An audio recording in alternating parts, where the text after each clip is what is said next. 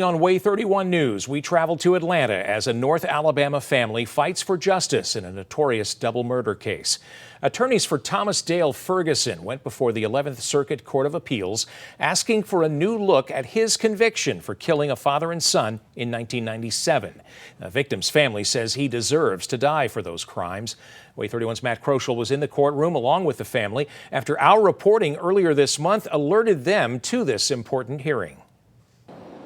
Thomas Dale Ferguson was convicted of that double murder in Colbert County back in 1997.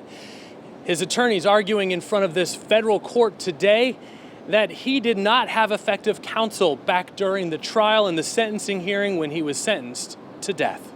Ferguson is one of 5 men convicted in the murders of Harold and Joey Pugh. This special appeal hearing in front of 3 judges, his new defense team asking them to send this back to district court for a second look, despite lower courts refusing to take the death sentence off the table so far. For now, what we're asking the judges to do is to send the case back down to the United States District Court to hold an evidentiary hearing so that we can show the evidence that Mr. Ferguson did not receive effective assistance of counsel.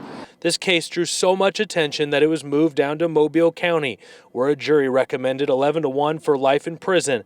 The judge handed down the death sentence instead. And now, more than 2 decades later, those victims' families are still looking for closure, including Matt McWilliams, who was only 3 years old when his brother was killed. Some of the points they brought up, the mental health, I don't really agree with.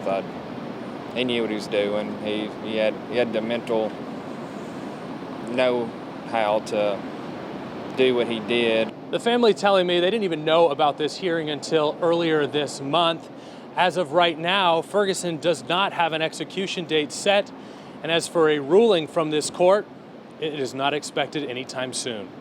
Reporting in Atlanta, Matt Kroschel, Way 31 News. And we will stay on top of this case and let you know when the court does make a ruling.